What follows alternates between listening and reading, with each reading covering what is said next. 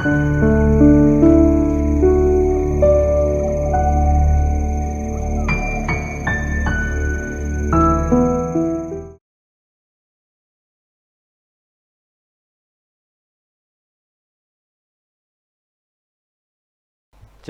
yang dikasihi Tuhan, marilah bersama-sama kita kembali melaksanakan panggilan sebagai murid Yesus.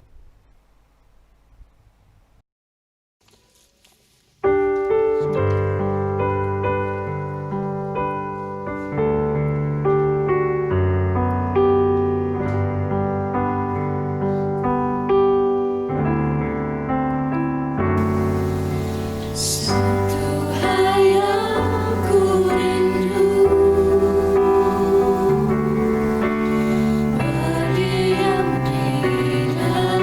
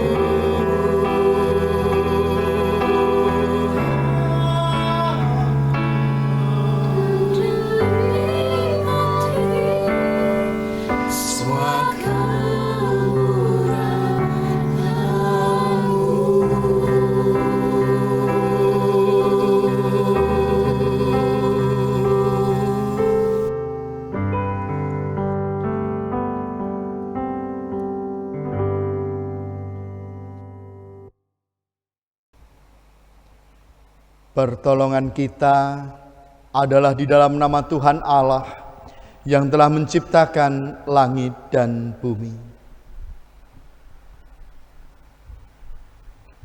Kasih karunia dan damai sejahtera dari Allah Bapa kita dan dari Tuhan Yesus Kristus turunlah kiranya atas saudara sekalian. Amin.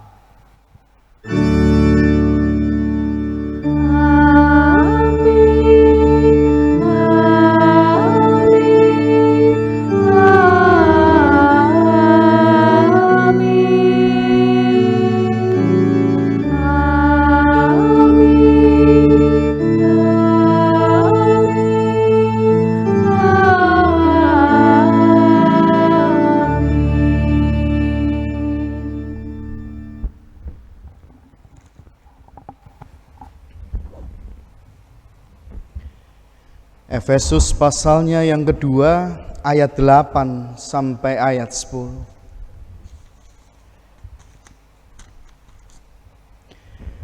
Sebab karena kasih karunia kamu diselamatkan oleh iman. Itu bukan hasil usahamu, tetapi pemberian Allah. Itu bukan hasil pekerjaanmu. Jangan ada orang yang memegahkan diri. Karena kita ini buatan Allah, diciptakan dalam Kristus Yesus untuk melakukan pekerjaan baik yang dipersiapkan Allah sebelumnya. Ia mau supaya kita hidup di dalamnya. Demikianlah sabda Tuhan. Marilah dengan sukacita dan dengan kesungguhan hati kita puji dan agungkan namanya.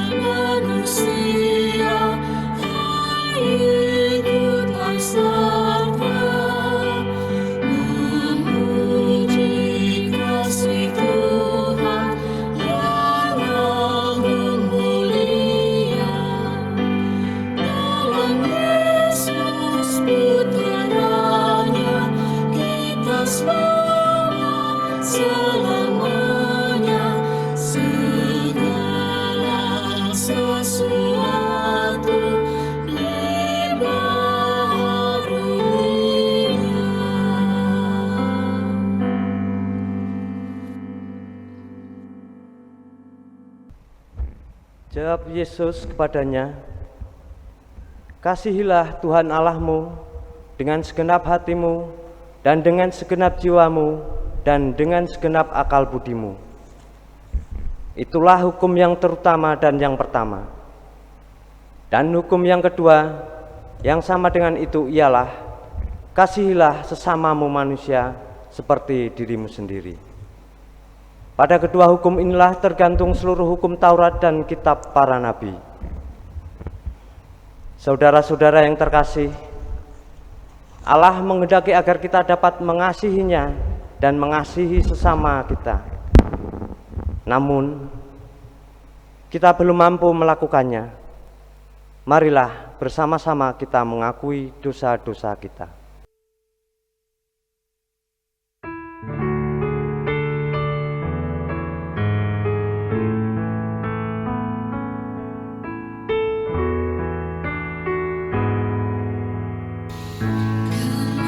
Kemanakah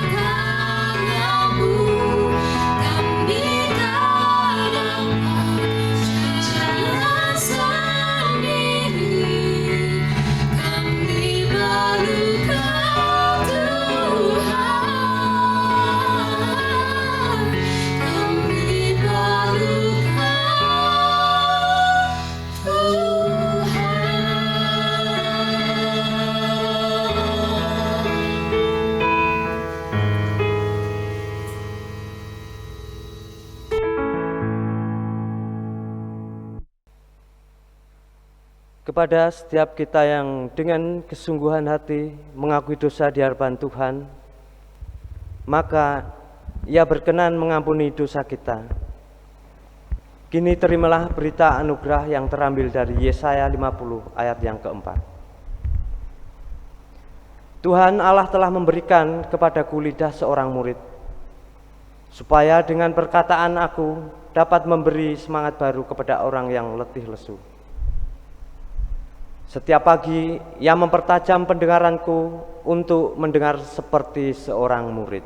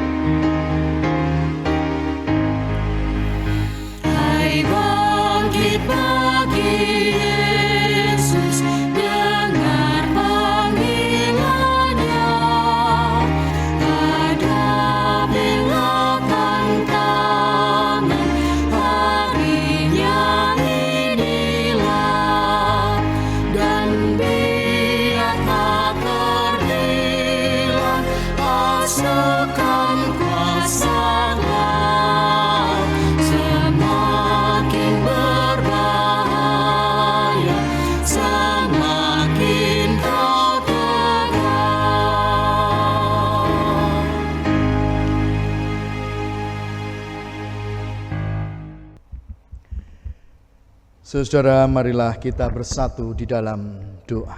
Kita berdoa.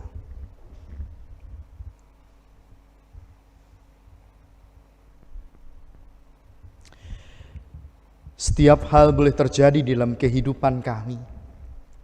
Setiap peristiwa-peristiwa kehidupan boleh kami lalui.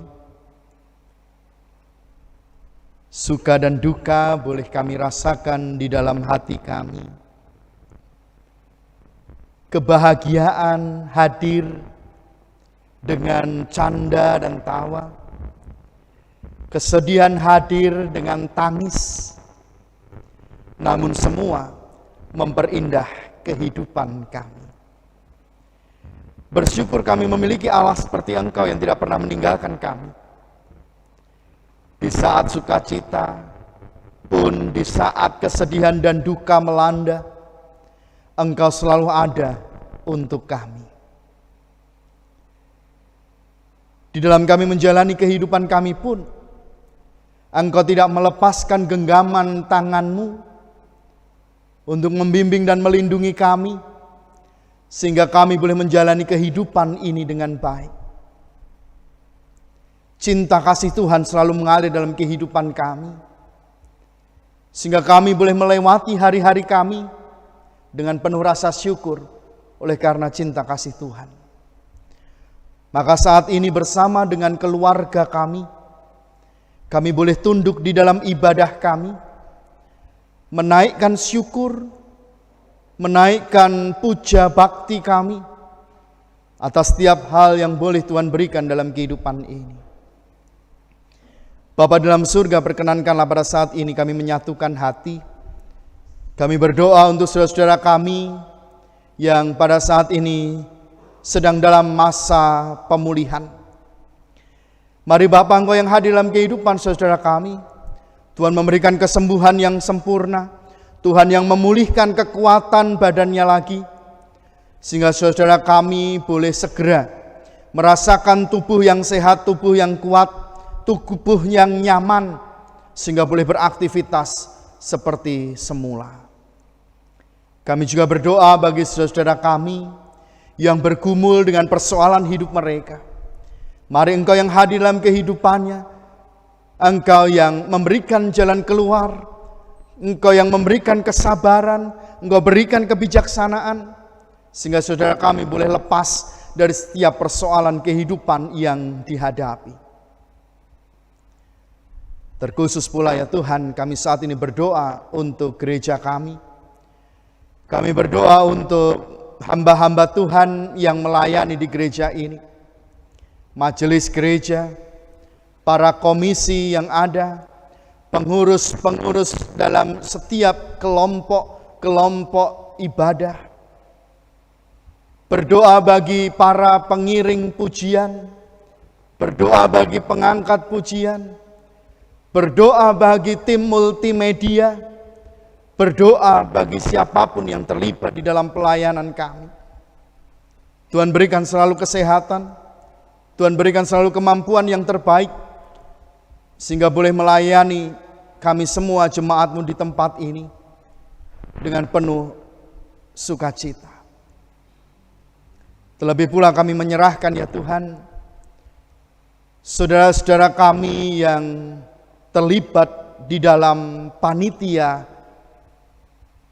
pencalonan pendeta untuk GKJ Salib Putih.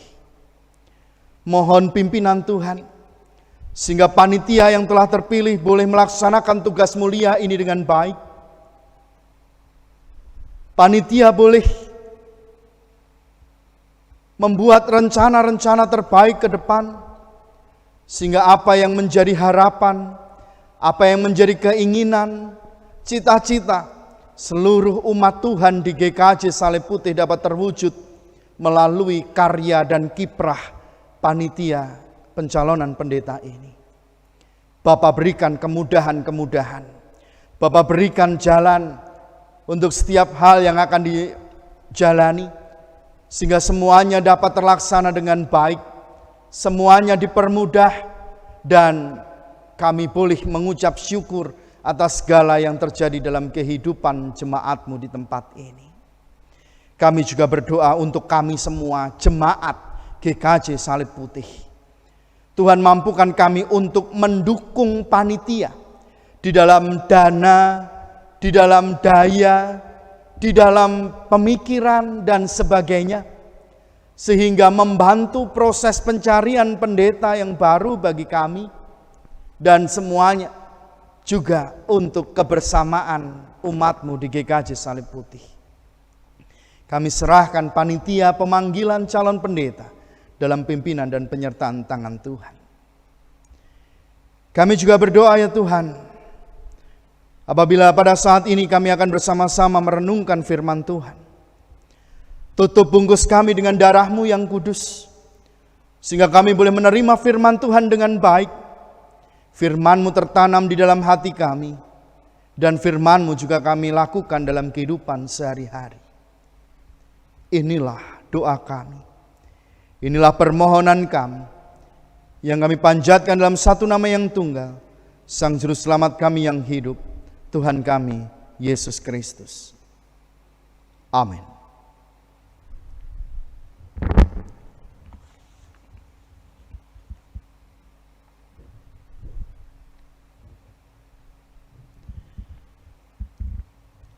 Jemaat yang dikasihi Tuhan, firman Tuhan yang akan kita terima bersama pada hari ini terambil dari 1 Korintus pasalnya yang ke-7, ayatnya yang ke-29 sampai 31.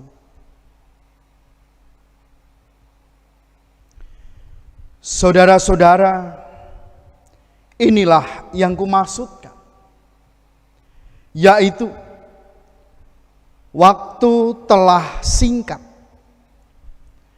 Karena itu dalam waktu yang masih sisa ini, orang-orang yang beristri harus berlaku seolah-olah mereka tidak beristri. Dan orang-orang yang menangis seolah-olah tidak menangis. Dan orang-orang yang bergembira seolah-olah tidak bergembira. Dan orang-orang yang membeli seolah-olah tidak memiliki apa yang mereka beli. pendeknya orang-orang yang mempergunakan barang-barang duniawi seolah-olah sama sekali tidak mempergunakannya. Sebab dunia seperti yang kita kenal sekarang akan berlalu. Demikianlah sabda Tuhan. Yang berbahagia ialah mereka yang mendengarkan firman Tuhan dan yang memeliharanya dalam hidup sehari-hari. Haleluya.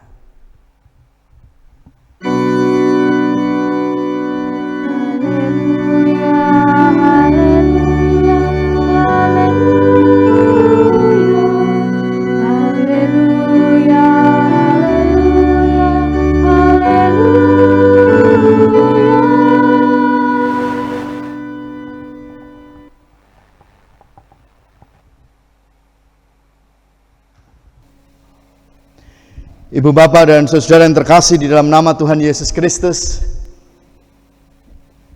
masih ingatkah dari 2 minggu yang lalu, minggu lalu, apa yang menjadi firman Tuhan dalam kehidupan kita? Ya, 2 minggu yang lalu kita membahas tentang makna baptisan di dalam kehidupan kita. Bagaimana seorang yang dibaptis itu artinya dia dibaptis dengan darah Kristus, diampuni dosanya, diterima menjadi anak Tuhan. Dan dalam setiap orang yang dibaptis, maka ada roh Tuhan yang hadir dalam kehidupannya. Roh Tuhan bersemayam di dalam hatinya. Minggu lalu kita berbicara bagaimana kita menyatakan roh Tuhan itu di dalam kehidupan sehari-hari. Roh Tuhan yang bersemayam di dalam hati kita, roh Tuhan yang ada bersama dengan roh kita, harus dinyatakan pula dalam kehidupan sehari-hari. Dan hari ini Bapak Ibu dan Saudara, kita akan kembali melanjutkan apa yang sudah kita bicarakan selama 2 minggu ini. Hari ini kita lebih menyoroti tentang bagaimana standar hidup yang benar sebagai pengikut Kristus. Jemaat yang dikasihi Tuhan, Paulus memberikan nasihat kepada jemaat di Korintus bahwa sebagai pengikut Kristus ada standar hidup yang harus dipegang di dalam kehidupan mereka. Bukan hanya dipegang, melainkan standar hidup yang benar ini harus pula diwujudkan di dalam kehidupan sehari-hari. Paulus kembali mengingatkan bagaimana panggilan sebagai umat Tuhan diberikan kepada mereka dan mereka menerima panggilan itu dalam kehidupan mereka untuk menjadi murid Kristus. Ketika mereka sudah menerima Kristus di dalam kehidupannya, maka mereka mendapatkan keselamatan di dalam kehidupan mereka. Keselamatan yang sejati, keselamatan yang sempurna, keselamatan yang abadi mereka terima ketika mereka mengaku percaya kepada Yesus Kristus.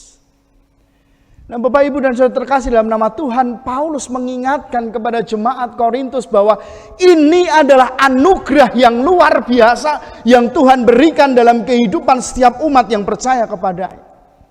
Oleh karenanya Paulus mengajak kepada jemaat di Korintus untuk tidak menyia-nyiakan berkat anugerah rahmat yang besar itu di dalam kehidupan mereka. Keselamatan sudah mereka terima dan sekarang jangan sampai keselamatan itu menjadi sia-sia di dalam kehidupan mereka.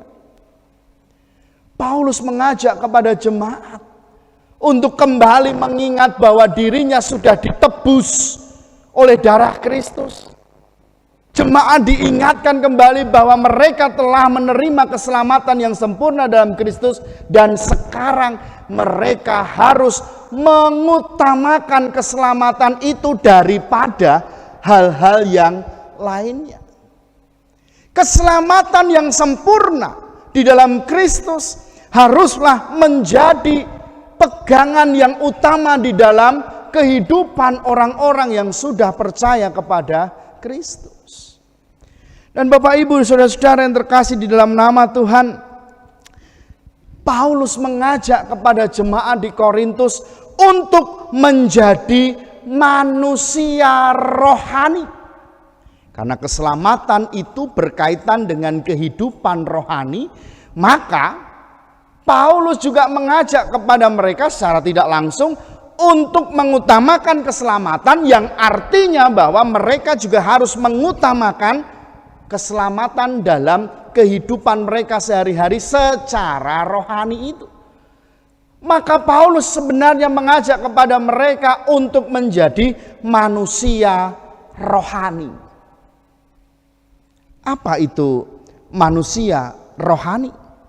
Ibu, bapak, dan saudara terkasih dalam nama Tuhan, manusia rohani adalah manusia yang lebih mengutamakan kehidupan dari segi rohaninya, bukan dari segi jasmani, bukan dari segi duniawi, tetapi lebih mengutamakan dari segi rohani mereka. Jemaat yang dikasihi Tuhan, semua orang yang hidup di dunia hidup dalam dua sisi. Yang pertama adalah sisi jasmani, tubuh atau raga ini yang kelihatan ini. Ini adalah sisi jasmani. Dan ada lagi yang namanya sisi rohani, spiritual, sesuatu yang tidak terlihat ada di dalam kehidupan manusia. Dan itu yang dipercaya sampai sekarang oleh seluruh umat manusia, bahwa ada sisi jasmani dan ada sisi rohani di dalam kehidupan manusia. Dan dua sisi inilah yang akhirnya membuat manusia itu bisa merasakan hidup di dunia ini. Kedua sisi hidup inilah yang menopang manusia untuk dapat menjalani kehidupan dari Sang Pencipta di dalam kehidupan di dunia ini. Nah, saudara terkasih dalam nama Tuhan, ada sisi jasmani, ada sisi rohani. Dua-duanya punya keistimewaan masing-masing. Dua-duanya punya kekuatan masing-masing. Namun demikian perlu kita sadari bahwa dalam kehidupan kita, kualitas dan nilai kehidupan manusia lebih dilihat dari sisi rohaninya. Sekali lagi saya katakan bahwa kualitas dan nilai hidup manusia lebih dilihat dari sisi rohaninya, bukan dari sisi jasmani.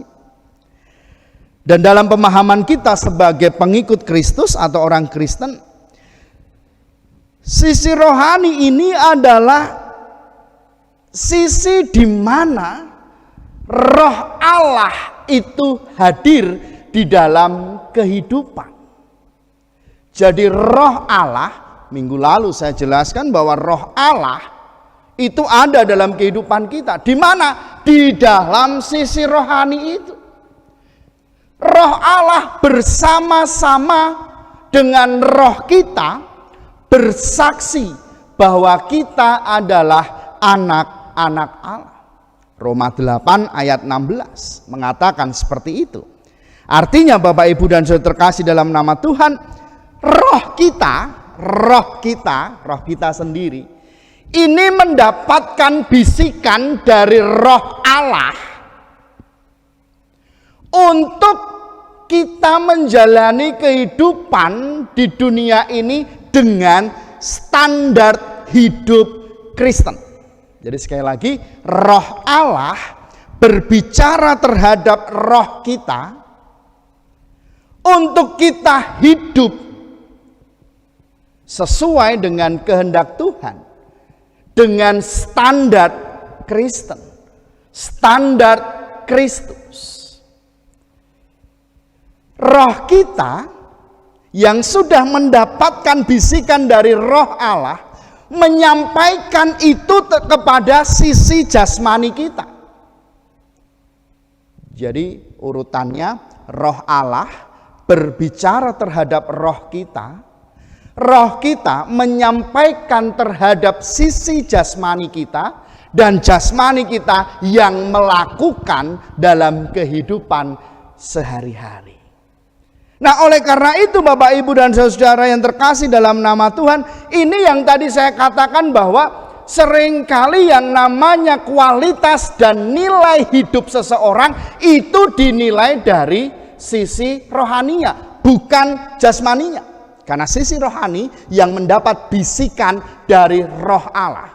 Sementara sisi jasmani seringkali lebih menonjolkan, lebih mengutamakan keinginan daging, keinginan hawa nafsu, dan keinginan-keinginan yang menjadikan manusia jatuh dalam dosa. Saudara-saudara yang terkasih dalam nama Tuhan, Amsal 20 ayatnya yang ke-28. Roh manusia adalah pelita Tuhan yang menyelidiki seluruh lubuk hatinya. Roh manusia adalah pelita Tuhan. Jadi roh manusialah yang dipakai Tuhan untuk menerangi hidupnya sendiri. Oleh karena itu Bapak Ibu dan Saudara, bahwa sisi rohani inilah yang mempengaruhi sisi jasmani agar dapat melakukan segala sesuatu sesuai dengan perintah Allah. Ketika orang itu baik, ketika orang itu melakukan standar hidup Kristen, itu semua berasal dari sisi rohaninya yang sudah mendapatkan bisikan dari Roh Allah di dalam hidupnya.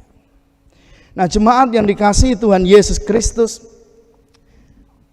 manusia rohani adalah manusia yang sudah mengalami kelahiran baru di dalam Yesus.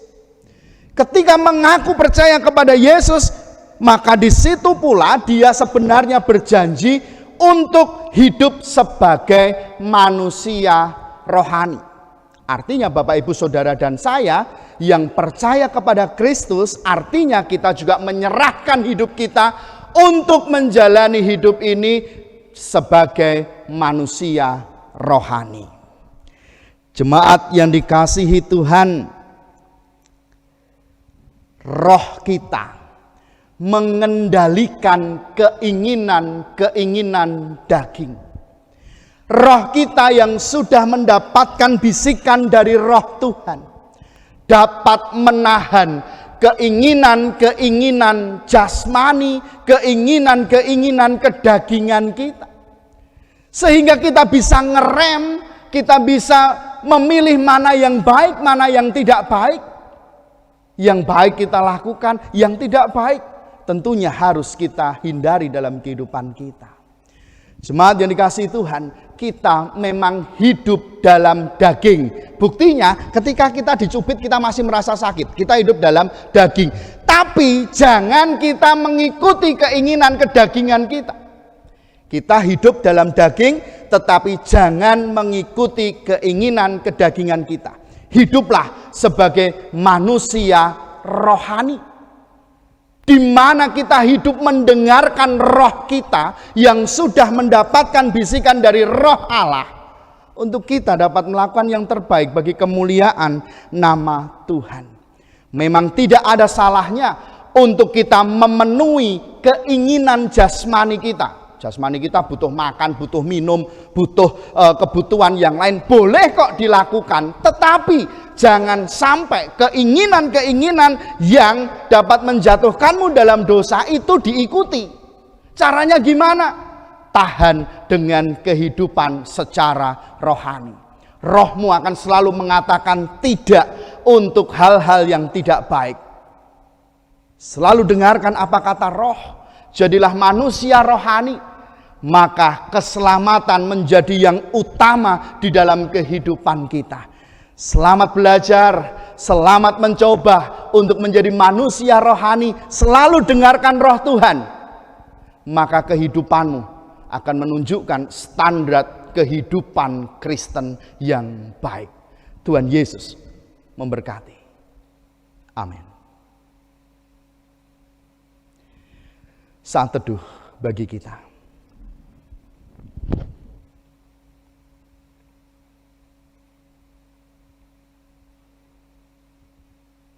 Amin. Marilah kita bersyukur atas pemeliharaan Tuhan dalam hidup kita. Rasa syukur ini akan kita wujudkan dalam bentuk persembahan. Seraya memberikan persembahan, marilah kita mengingat firman Tuhan dari Lukas 21 ayat 4. Sebab mereka semua memberi persembahannya dari kelimpahannya, tetapi janda ini memberi dari kekurangannya, bahkan ia memberi seluruh nafkahnya. Marilah kita memberikan persembahan syukur kita diiringi dengan pujian.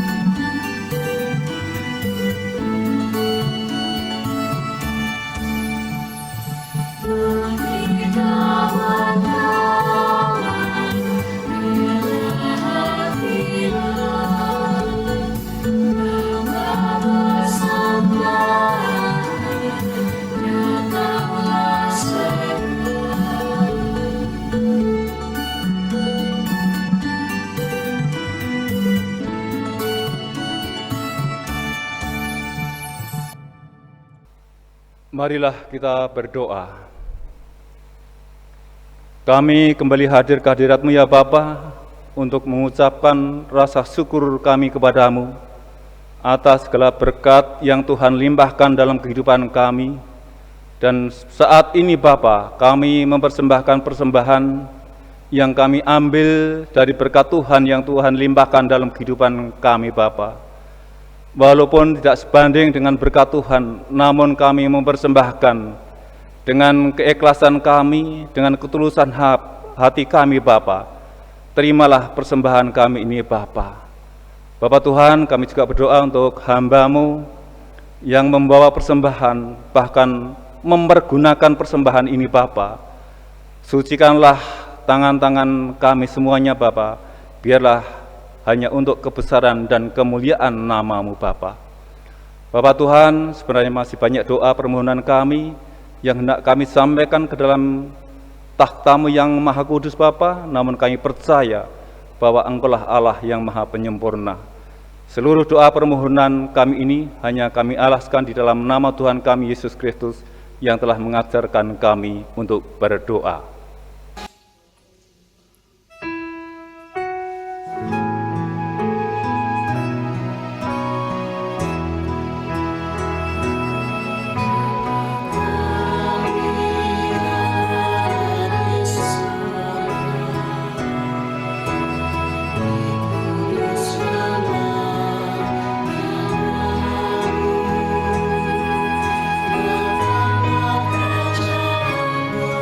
Jangan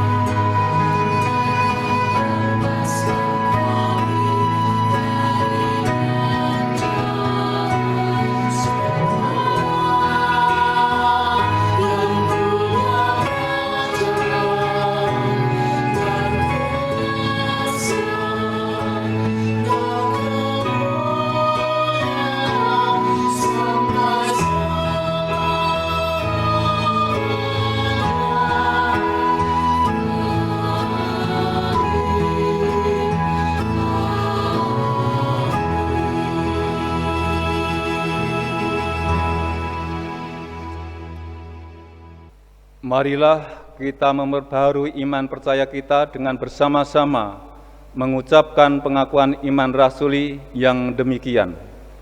Aku percaya kepada Allah Bapa yang Maha Kuasa, Khalik langit dan bumi, dan kepada Yesus Kristus, Anaknya yang tunggal Tuhan kita, yang dikandung daripada Roh Kudus, lahir dari anak darah Maria, yang menderita di bawah pemerintahan Pontius Pilatus, disalibkan, mati dan dikuburkan, turun ke dalam kerajaan maut. Pada hari yang ketiga, bangkit pula dari antara orang mati, naik ke surga, duduk di sebelah kanan Allah, Bapa yang Maha Kuasa, dan akan datang dari sana untuk menghakimi orang yang hidup dan yang mati. Aku percaya kepada Roh Kudus, gereja yang kudus dan am, persekutuan orang kudus, pengampunan dosa, kebangkitan daging, dan hidup yang kekal.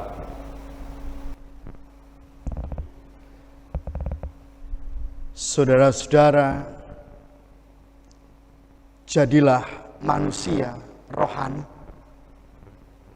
Letakkanlah keselamatan di atas segala-galanya dan lakukanlah yang terbaik bagi Tuhan.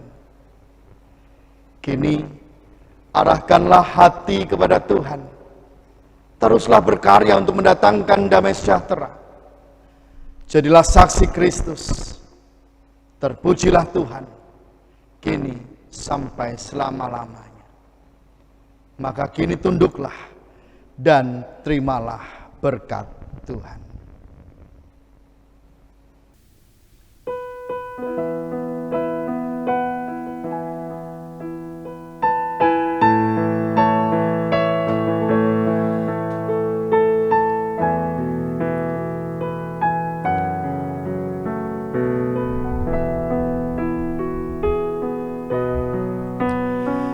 Kasih Tuhan mengiringimu dan sayapnya melindungimu. Tangan Tuhan pegang di dalam hidupmu, majulah dalam terang kasih-Nya.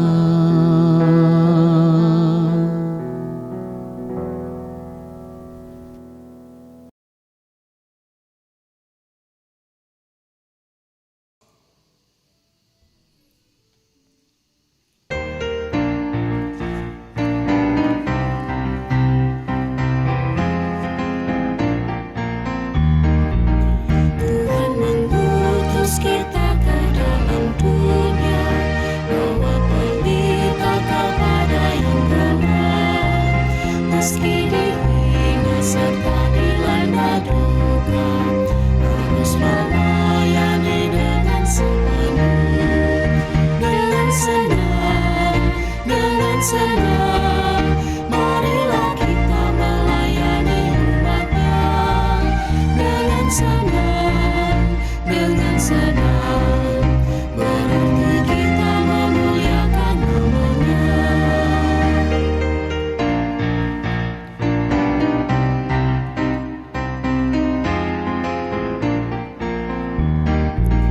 Tuhan mengutus kita ke dalam dunia, bagi yang sakit dan tubuhnya lemah.